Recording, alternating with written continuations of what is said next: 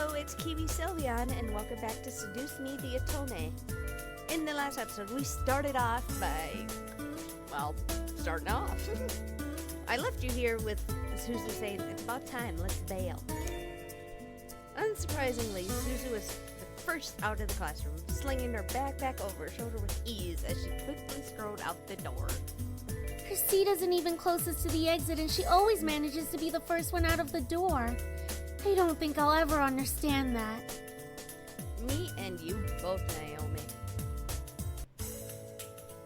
She gave me a smile, as if relieved by the fact that I felt the same way as she did. See? Why can't she just be normal like the two of us? It's Suzu, Naomi. Think about it. Very true. Man, you guys are slow.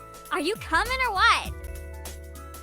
We heard you the first time. Not everyone has rocket boosters attached to their legs when the bell rings. Are you kidding me? That class was ridiculously boring. Even Miss Valedictorian here was dozing off a bit. I do have to admit I was spacing out. And just because I answered one question doesn't mean I'm automatically the valedictorian. Okay, so it wasn't too interesting. But you should at least pay attention when Phillips is talking about the important parts. So you finally admit it. We're finally on the same wavelength. Welcome to the club, Patterson. Please, don't call me by my last name. This isn't the classroom. And never in a million years will we ever see things eye to eye. Oh, that is just precious right there. At least in my school, if you got called by your last name, it usually meant you're in trouble. Which is very rare. I would love to go to a school where the only thing they called you was your last name. Though it would be confusing if there were a lot of, say, Nelsons and a lot of Johnsons. That would be very confusing, but in this type of setting, I wouldn't mind it because it's cool. Despite this, they both burst out in laughter. Normally, anyone would think that opposites like them wouldn't ever associate with each other. But even though they were so different, their friendship somehow made a lot of sense. Maybe they were just perfect complete complements, or personality that are complements,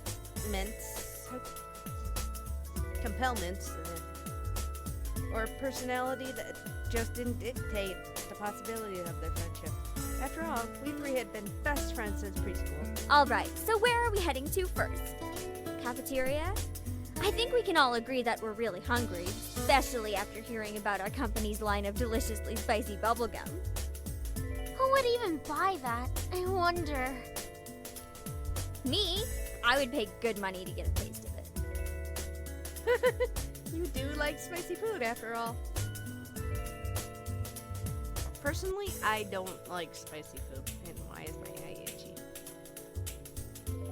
We entered the cafeteria, a bustling room filled with the aromas of different kinds of food. As we got in line, we ordered our meals and chatted freely. Cajun fries and the spicy chicken burger for me.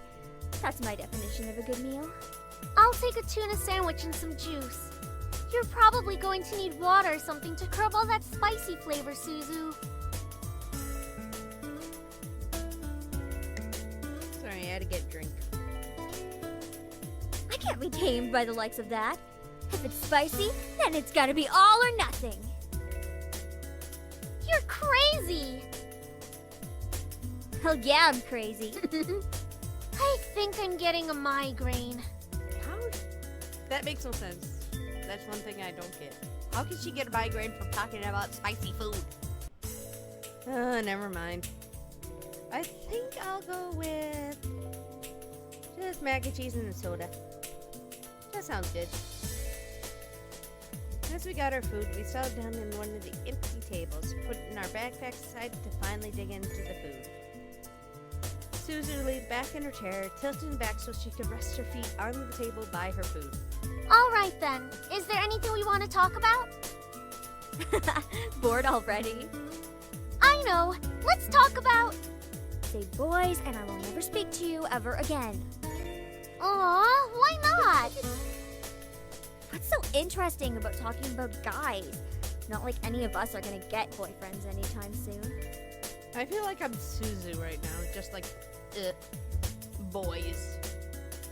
In high school, yeah, I had one boyfriend, but I don't want to go into details. Let's just say, being a free bird is way better. If you got a significant other, all the power towards you. I'm completely fine being by myself. We don't know that. What if one of us does get a boyfriend? Naomi. Like that's going to happen, Naomi. Look at us. I'm a tiny Italian. You're a ditzy blonde. Hey!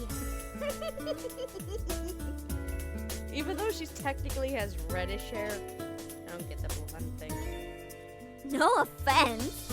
And Anderson here. Well, I guess she could land a boyfriend or girlfriend if she wants. Or girlfriend? She can be a lesbian if she wants. True.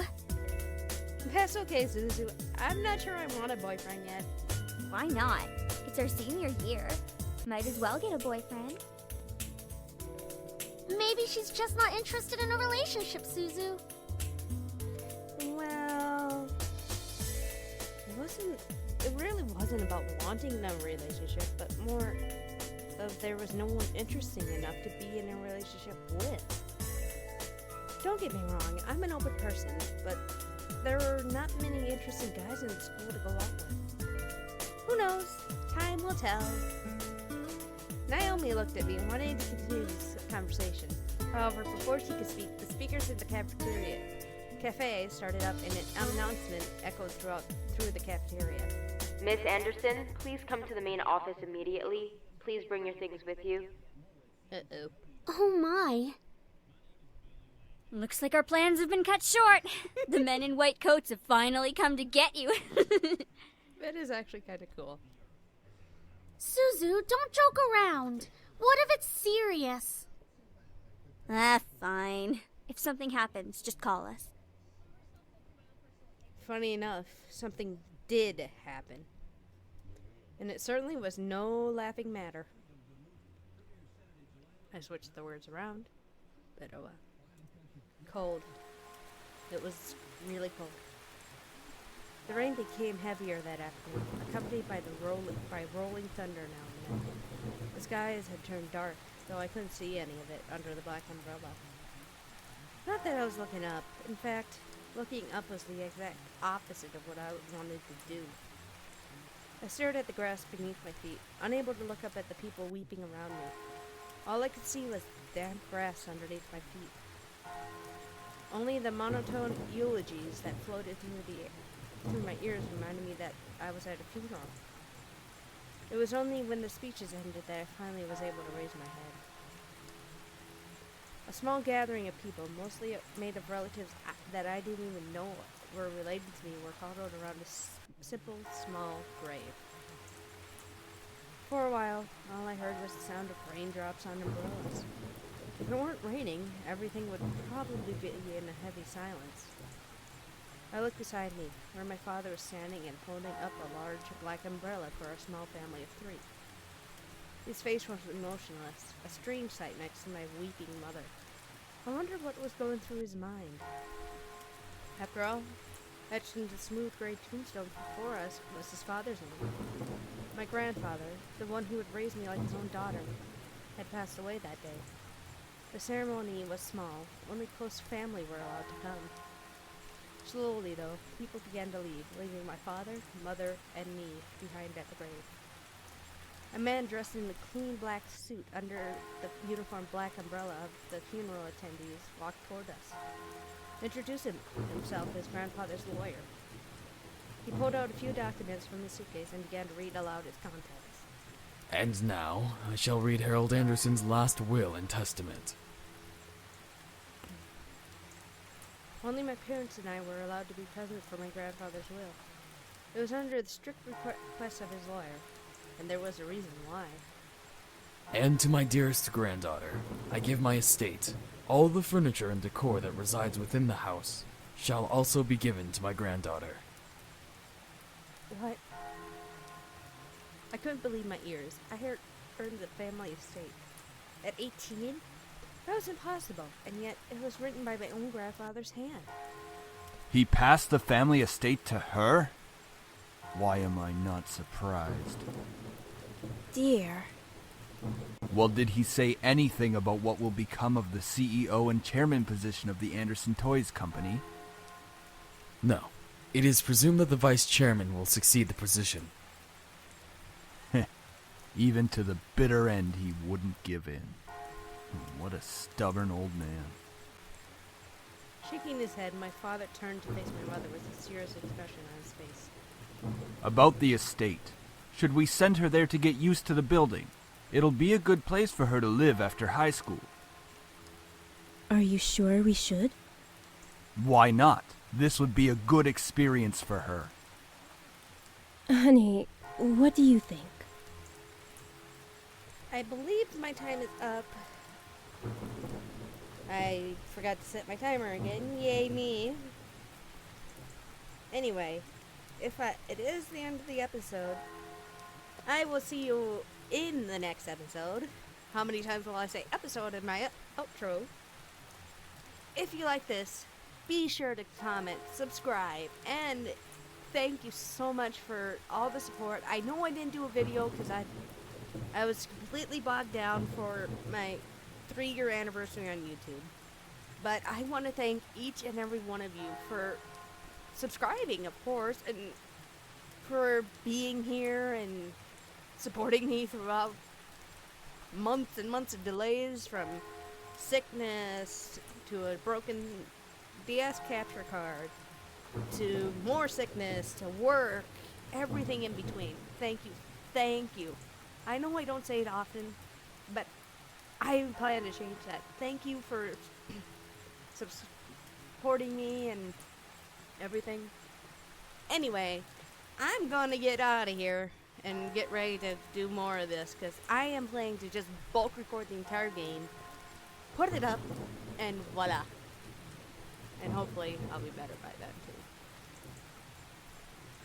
Thank you so much for watching, and hit that like button and you'll have a fabulous day. Goodbye.